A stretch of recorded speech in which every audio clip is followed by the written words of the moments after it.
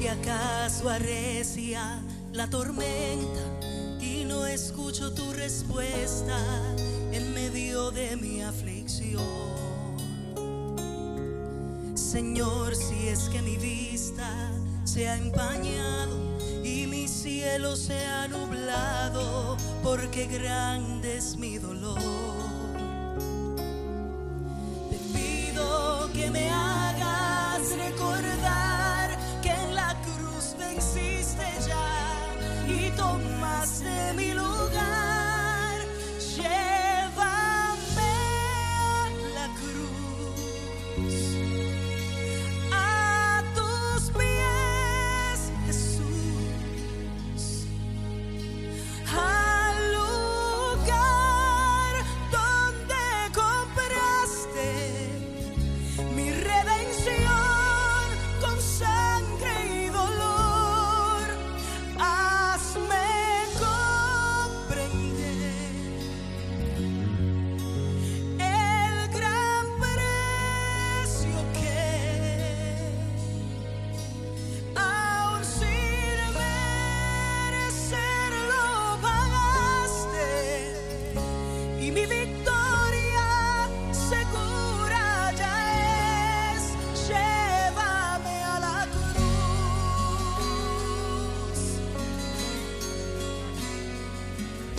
ayúdame a esperar en el silencio, pues en tu tiempo perfecto tú te glorificarás.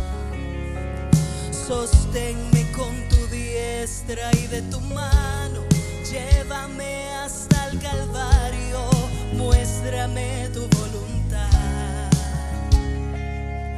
y que nunca mi mirada vuelva atrás, que mi fe esté anclada en ti hasta llegar al final.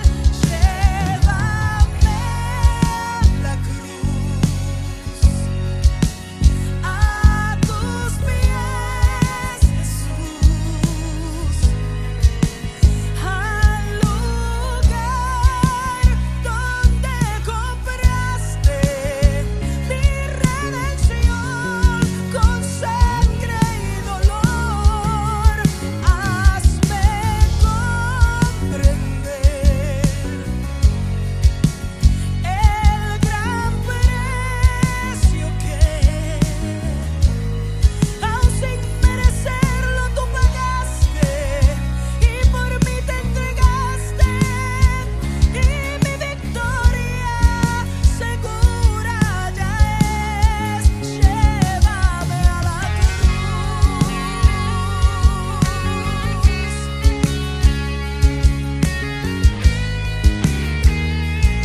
Oh, aleluya, gracias, Señor, por tu sacrificio vivo, porque ahí está mi victoria.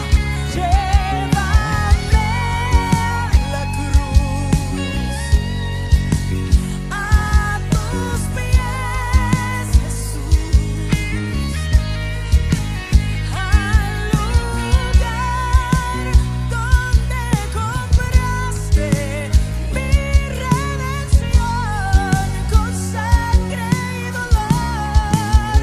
Hazme comprender el gran precio que,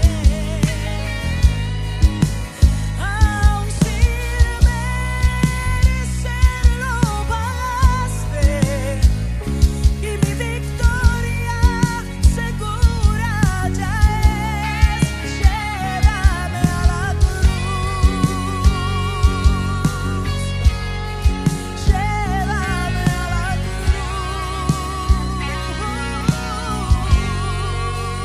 cruz. Aleluya. El tema que me dio el pastor es la entrada triunfal de Jesús en Jerusalén. Y yo le puse un título y dice: el prometido Rey y Mesías se identifica públicamente.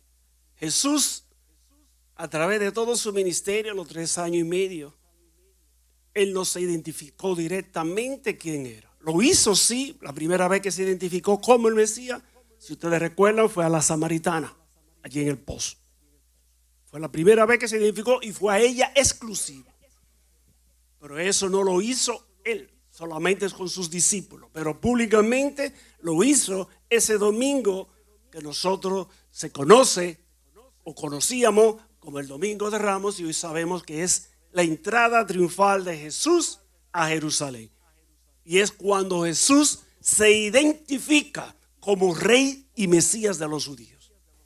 Este pasaje que vamos a leer, que se encuentra en Lucas 19:28, es uno de los pocos eventos en la Biblia que relata este hecho en los 4 evangelios. En los 4 evangelios hay 8 eventos exclusivamente que están relatados en los 4.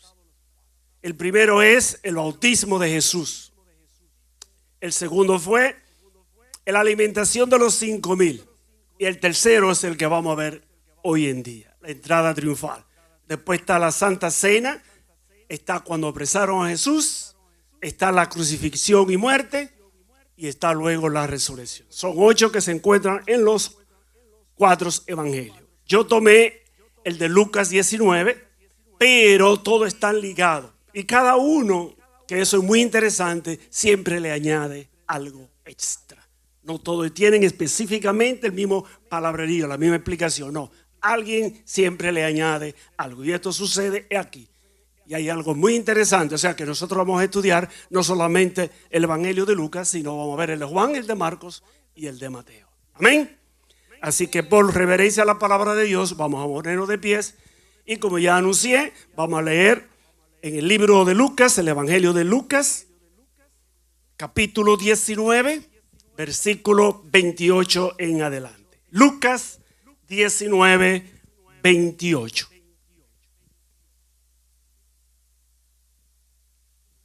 Si usted lo tiene, dice un amén, y si no, me dice un aleluya. Amén, qué bueno. Lucas 19, 28. La palabra del Señor se lee en el nombre del Padre, del Hijo, del Espíritu Santo, y el pueblo que ama a Dios dice.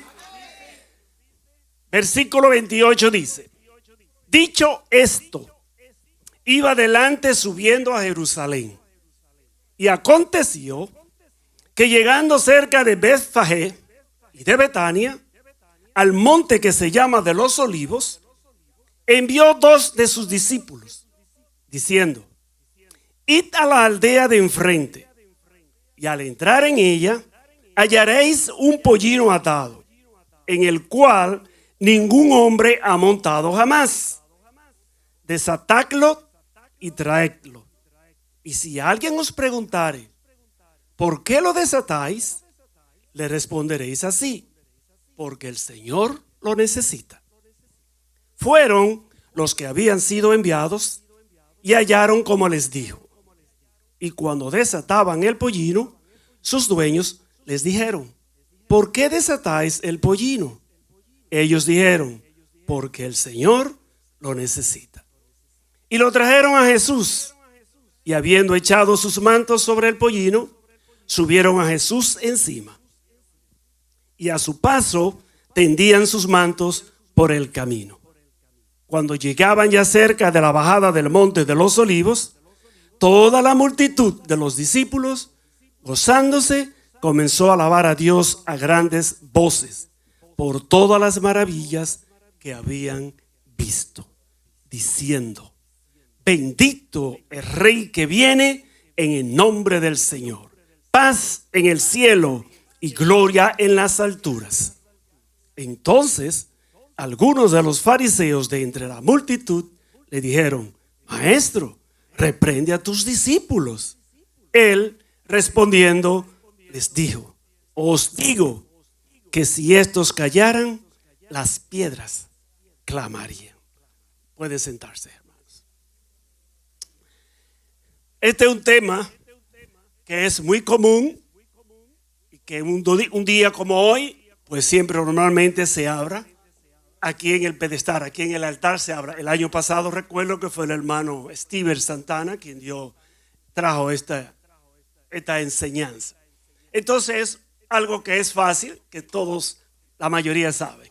O sea, que es, como usted lo sabe, yo voy a hablar de algo para recordarle, traerle a la memoria. Y siempre hay algo que Si usted pone atención, usted no lo había oído, no lo había leído. Siempre sucede en ese caso. Y aquel que no lo ha oído, que no está empapado del asunto, pues este es el momento para que usted abra sus oídos y aprenda. ¿Qué pasó ese día, ese domingo que nosotros llamamos la entrada triunfal? Y vamos a ir desglosando poco a poco los versículos que leímos del 28 al 40. No le voy a tomar mucho tiempo porque tuve la ventaja de que la escuela bíblica, para lo que tuvimos aquí, el libro 7 de Daniel, el capítulo 7, que se enseñó, es exclusivamente de esto. Es de Jesús como Rey y Mesías. Y ella habló y leyó unos versículos que están también en la enseñanza de esta narrativa. Amén. Versículo 28 dice: dicho esto, iba delante subiendo a Jerusalén. ¿Qué fue lo que dijo Jesús el día antes de salir para Jerusalén? Que Lucas hace referencia. Jesús sabemos que salió de allí de donde estaba, con camino a Jerusalén, para celebrar ¿qué? Las Pascuas. Como ustedes recuerdan, la Pascua fue la salida de Egipto, cuando Dios lo liberó a través de la mano de Moisés.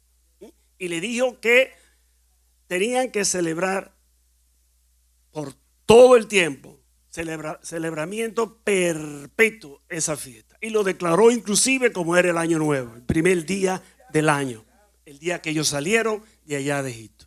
Entonces sabemos que Jesús iba a Jerusalén porque era el cordero que había que ser sacrificado por la humanidad en esa Pascua.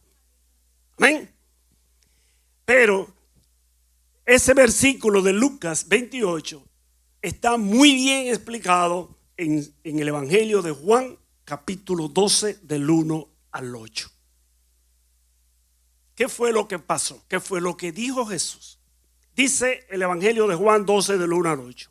6 días antes de la Pascua, vino Jesús a Betania, donde estaba Lázaro, el que había estado muerto, y a quien había resucitado de los muertos.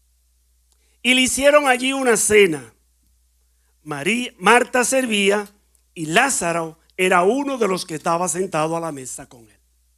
Entonces María tomó una libra de perfume de nardo puro, de mucho precio, y ungió los pies de Jesús y los enjugó con sus cabellos, y la casa se llenó del olor del perfume. Y dijo uno de sus discípulos, Judas Iscariote, hijo de Simón, el que le había de entregar: ¿por qué no fue este perfume vendido por 300 denarios y dado a los pobres?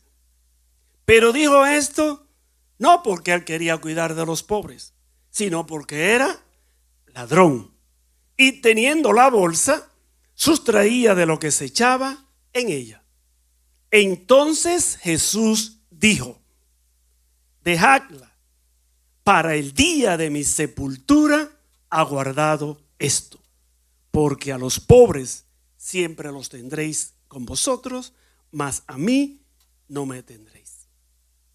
Entonces, eso fue lo que dijo Jesús cuando dice Lucas, dicho esto, iba hacia Jerusalén. Eso fue lo que pasó la noche antes. Jesús estaba cenando en la casa de Lázaro y sus hermanas. Y allí María lo ungió con ese perfume especial. Y como dijo Jesús, lo hizo para sepultura, porque en esa misma semana él iba a ser crucificado. Amén. Amén. Esa es la explicación. No voy a hacer preguntas ni voy a permitir comentarios hoy, así que me la reservo hoy. Versículos del 29 al 24. Dice de la siguiente manera: y aconteció que llegando cerca de Bethfagé y de Betania, al monte que se llama de los Olivos, envió 2 de sus discípulos diciendo: id a la aldea de enfrente, y al entrar en ella hallaréis un pollino atado, en el cual ningún hombre ha montado jamás. Desatadlo y traedlo. Y si alguien os preguntare, ¿por qué lo desatáis? Le responderéis así, porque el Señor lo necesita. Fueron los que habían sido enviados y hallaron como les dijo. Y cuando desataban el pollino, sus dueños les dijeron, ¿por qué desatáis el pollino? Ellos dijeron, porque el Señor lo necesita. Vemos aquí que el Señor estaba en Betania.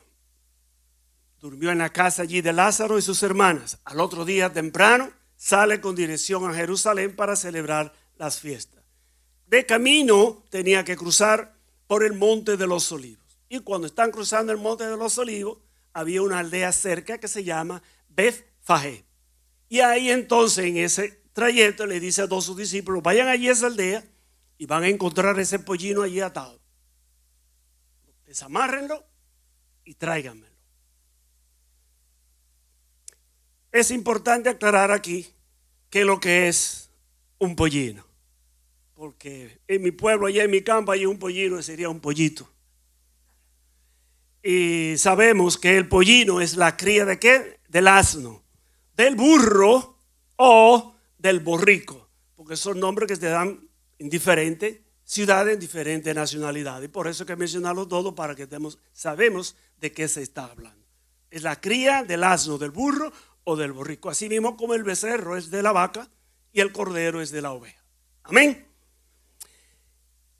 Entonces Jesús le da esa orden, que vayan y lo busquen, y le da la información exacta. Y eso es lo que asombra más a esos dos discípulos cuando fueron. Ellos hicieron en obediencia lo que el maestro le dijo, pero para su asombro exactamente sucedió lo que le dijo el maestro. El dueño apareció y le preguntó, ¿qué te pasa a ti? ¿Eso es mío? ¿Para dónde tú vas con eso? Y le dijo, no, yo lo estoy haciendo porque el Señor me dijo. ¿Sabía ese quién era el Señor? Indiscutiblemente que sí. Jesús estaba en los últimos tiempos de su ministerio y Jesús era conocido no solamente en Jerusalén y en los alrededores, sino en toda la nación de Israel. En el reino del sur como del norte, nuestro Señor ya se había dado a conocer. Amén. Amén. Qué bueno que estamos entendiendo. Es muy importante señalar que Jesús, como dice el Salmo 24:1, siendo el dueño de la tierra y su plenitud, tuvo que tomar prestado un burrito porque no tenía.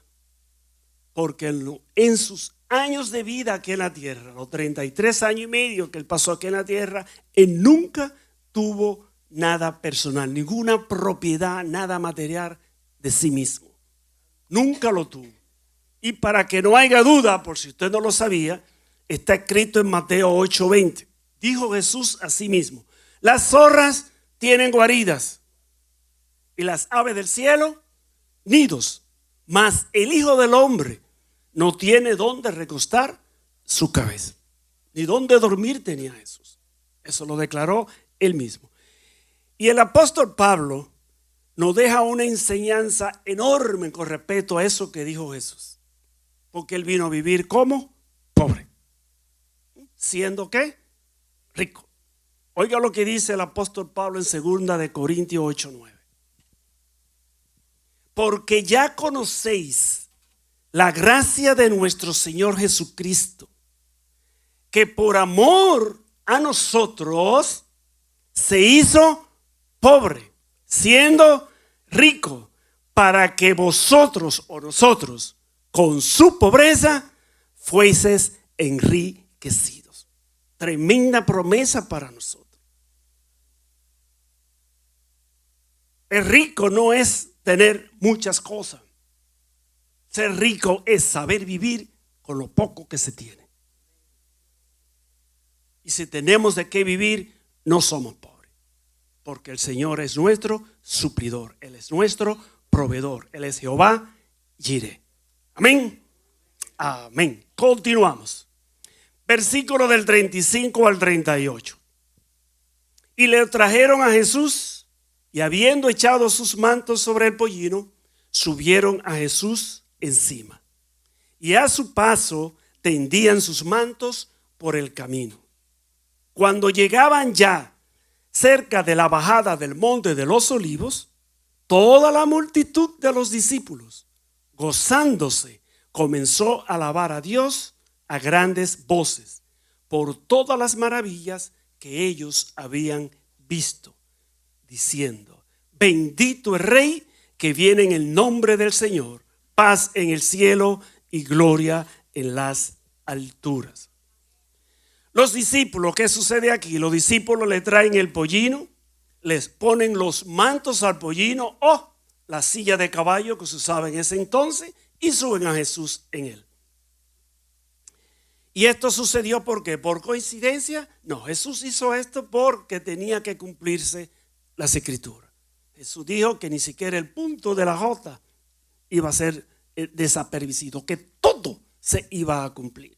Y la escritura dice en Zacarías 9:9 que él, cuando entrara ese día, iba a entrar en un pollino.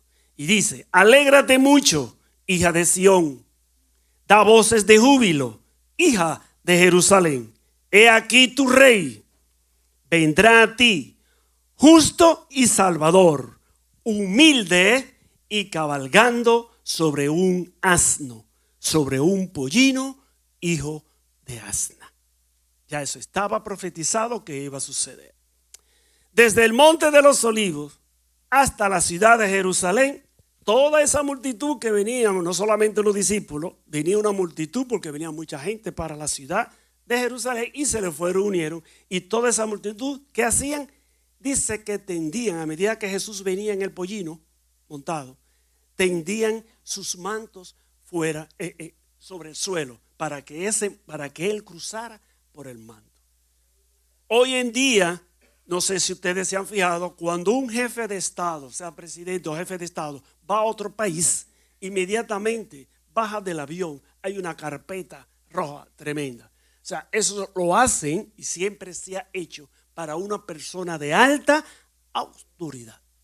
Entonces, como ellos reconocían que la más alta autoridad en todo el universo se llama Jesús de Nazaret, ellos en ese reconocimiento y en humillación también a sí mismos le hacían eso. Se quitaban sus mantos, el manto que tenían ellos puesto, se lo quitaban y lo tiraban al frente para que Jesús caminara por él en el camino. En sus palabras de adoración y alabanza, ellos estaban reconociendo y aceptando a Jesús como el Rey y Mesías que había de venir. Y estaban usando el Salmo 118:26, que dice: bendito el que viene en el nombre de Jehová. En Juan 12:12, hablando de esta narrativa, nos dice: el día siguiente, hablando de ese mismo domingo, grandes multitudes que habían venido a la fiesta, o sea, personas que ya estaban en Jerusalén, no los que venían con él. Aquí Juan nos lo dice de otra manera. No los que venían con él, los que estaban ya en la fiesta, ya estaban en Jerusalén. Al oír que Jesús venía a Jerusalén, tomaron ramas de palmera y salieron a recibirle. Los que venían con él, lo vieron que venía, ¿no? Ellos venían también en el mismo camino y vieron que Jesús venía en ese burro y empezaron a tirar sus mantos para que él pasara sobre esos mantos, en respeto y autoridad a la figura que venía ahí, Rey del universo. Y los que estaban en Jerusalén, lo que hicieron fue buscar palmeras, ramas de palmo, palmera, para celebrar la entrada de él. ¿Qué significan las palmeras? La palmera siempre a nivel de todas las Biblias representa victoria. Cada vez que el pueblo de Dios quería una victoria, ellos venían otra vez a su pueblo, a su nación, con palmera, que eso significa victoria. ¿Y qué estaban celebrando? ¿Qué victoria estaban ellos celebrando? ¿Qué victoria estaban celebrando? Porque ese es el sentido de la palmera.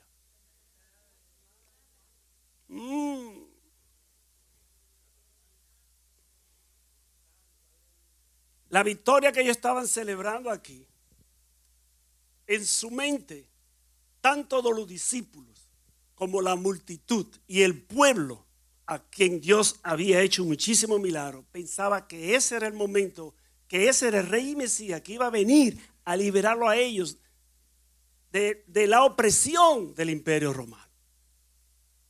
Todavía los mismos discípulos, esa era la mentalidad que tenían. Y por eso muchos decían que como cuando él hablaba que iba a morir, ellos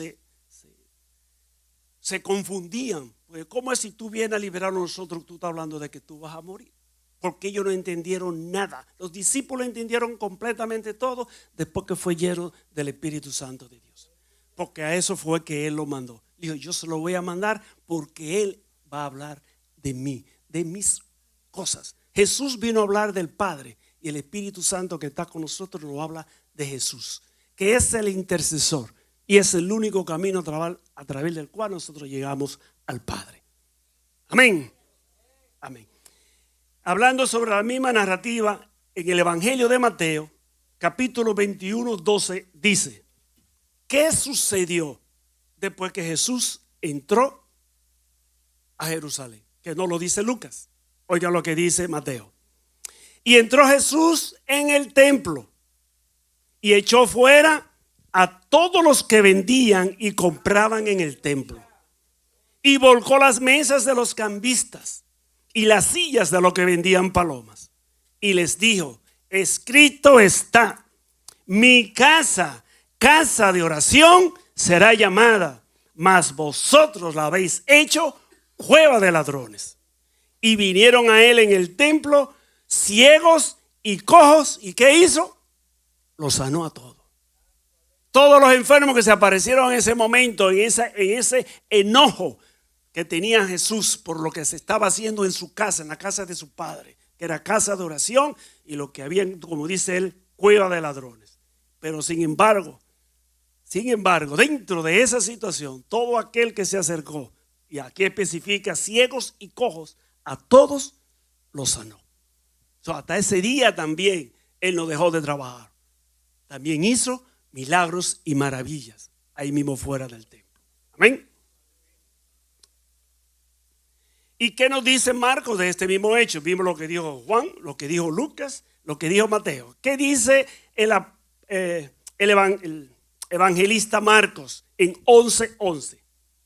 Dice, sucedió después de esto, después que Jesús hizo lo que hizo con el templo y con las sanidades que hizo, que entró en Jerusalén en el templo y habiendo mirado alrededor todas las cosas, como ya se estaba haciendo de noche, regresó a Betania, de donde salió esa misma noche. Él volvió a la casa de su amigo Lázaro, de María y de Marta. En su primera venida, Jesús entró a Jerusalén simple y sumiso. Pero en la próxima venida que estaban hablando en la escuela bíblica, en su segunda venida, ya no viene en un burro, viene en un caballo blanco y coronado como Rey de Reyes y Señor de Señores, y para establecer su reino milenario con nosotros, con la iglesia y los santos del Antiguo Testamento, que son los que vienen con él también en caballos blancos y vestidos de blanco. Así que si usted no ha montado a caballo, empiece a practicar con el burro. Sí, porque vamos a montar a caballo, eso es lo que dice. Oiga lo que dice, y óigalo aquí, qué bonito lo dice el apóstol Juan en Apocalipsis capítulo 19. Entonces vi el cielo abierto, y he aquí un caballo blanco, y el que lo montaba se llamaba Fiel y Verdadero, y con justicia juzga y pelea. Sus ojos eran como llama de fuego, y había en su cabeza muchas diademas. Las diademas son coronas, son sinónimos. Una diadema es una corona, muchas coronas. Y tenía un nombre escrito que ninguno conocía, sino solamente él. Estaba vestido de una ropa teñida en sangre, y su nombre es el Verbo de Dios. Y los ejércitos celestiales, vestidos de lino finísimo, blanco y limpio, le seguían en caballos blancos. Esos somos nosotros. De su boca sale una espada aguda para herir con ella a las naciones. Y él las regirá con vara de hierro.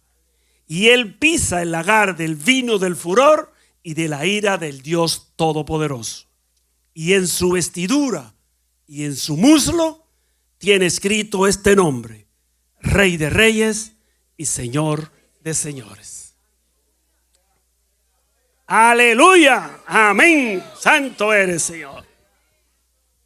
Y para terminar vamos a leer los dos últimos versículos, 39 y 40. Y dice: entonces algunos de los fariseos de entre la multitud le dijeron: Maestro, reprende a tus discípulos. Él respondiendo les dijo: os digo que si estos callaran, las piedras clamarían. ¿Por qué dijeron esto los fariseos? Porque estaban conscientes, como religiosos que eran, que esas alabanzas que le estaba dando la multitud a Jesús, solamente Dios se la merecía. Entonces, si se la estaban dando a Jesús, es porque estaban diciendo que Jesús era Dios. Entonces, por eso estaban enojados con Jesús y le dijeron: repréndelo. Y Jesús lo que hizo fue que le respondió con algo ya también profetizado en Habacuc 2:11, que dice: porque la piedra clamará desde el muro y la tabla del emaderado le responderá. Si nosotros, hermanos, no alabamos y adoramos a Dios, hasta las piedras usará a Dios para que le alaben. Las cosas muertas que no tienen vida la alabarán.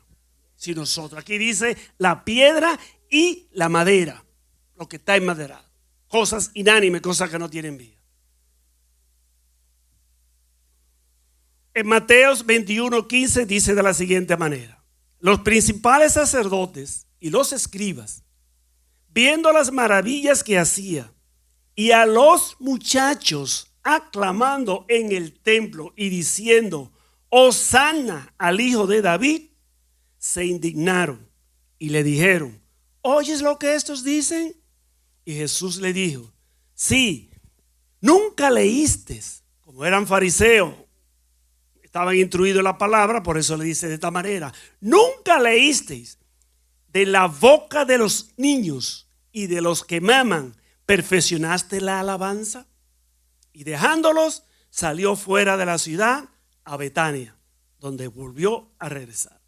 Y aquí Jesús le responde con otra palabra bíblica, con otra profecía, el Salmo 8:2, que dice: de la boca de los niños y de los que maman fundaste la fortaleza a causa de tus enemigos, para hacer callar al enemigo y al vengativo. Es importante señalar que tanto los discípulos como la multitud que seguían a Jesús, como dijimos ahorita, pensaban que Jesús era el momento y el tiempo de ellos para liberarlo de la opresión del imperio romano, que ya tenían 250 años ahí. Pero lo que ellos no sabían y entendieron después, que Jesús no vino a liberarlo de la opresión romana, sino que lo vino a librar de la opresión de Satanás, de la opresión del pecado y de la opresión de la muerte. Y no lo hizo solamente por los de ellos, por los judíos, sino también lo hizo por los gentiles que somos nosotros y que somos la iglesia de Dios hoy en día. Y aquí tengo dos preguntas para dos grupos de personas diferentes, no para judíos y para gentiles, sino para aquellos que aceptaron a Jesús y aquellos que aún no lo han hecho. Para aquellos que aceptaron a Jesús, que son mis hermanos en Cristo, le está dando a usted toda la alabanza y la adoración a Rey y Mesías, que ya vino, murió por usted y por mí y vuelve a buscarnos de nuevo. ¿En qué está usted con eso? Es una pregunta para usted. Siempre he dicho que cuando los problemas están en su bueno, cuando la tormenta está, cuando estamos pasando por el desierto, cuando la prueba está fuerte, es difícil orar, es difícil leer la palabra, porque el cuerpo, la mente está turbada. Pero lo que sí se puede hacer es salir una alabanza de su corazón. Y si usted quiere probarlo, el día que usted esté en esa prueba, hágalo. Y usted va a ver cómo usted va a ser liberado. Y la paz de Dios va a volver a su corazón y a su mente de nuevo. Y no solamente en ese momento, porque es el momento difícil. Y de ahí es que nosotros debemos realmente de sacar de adentro. Porque cuando está todo bien, qué bueno adorar a Dios cuando la cosa anda bien. Pero cuando la cosa está difícil, de ahí es que tenemos. Ahí es que sale la verdadera adoración, la verdadera alabanza y el verdadero agradecimiento a Dios. No importando cometemos, seguimos agradeciendo a Él porque sabemos que estamos en sus manos. Como dijeron el viernes, en la clase del viernes, que Dios es bueno y para siempre es misericordioso. Y nosotros tenemos que tener siempre eso pendiente, que Dios está con nosotros. Y yo le dije a él, sí, esa es una cara de la moneda. La otra cara es, porque de parte de Dios todo viene bueno.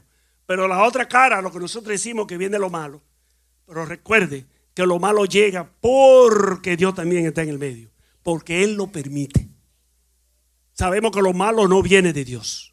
Viene del enemigo. Y el libro de Job es un ejemplo de ello. Pero llega porque Dios lo permite. O sea, en las dos caras está Dios. Nunca nos olvidemos de eso. Por difícil que sea la circunstancia, Dios está ahí. Y esa es la pregunta para usted y para aquel, el amigo. Y Adán se fue. Y para el amigo que nos acompaña, quería hacerle la invitación de salvación. El amigo se fue y yo supongo que los adoradores y los músicos que están aquí son gente de Dios porque están en el altar. ¿Cierto, pastor? Entonces no hay que hacerle llamado a ellos. Entonces, hermanos, no se olvide de ese detalle. Jesús vino, entró en un burrito a Jerusalén, pero Él vuelve de nuevo a Jerusalén. Cuando Él venga, ahí es que vuelve. Pero va a entrar en un caballo blanco con su iglesia, los santos del Antiguo Testamento y con las huestes celestiales de allá arriba. Dios me le bendiga, Dios me le guarde.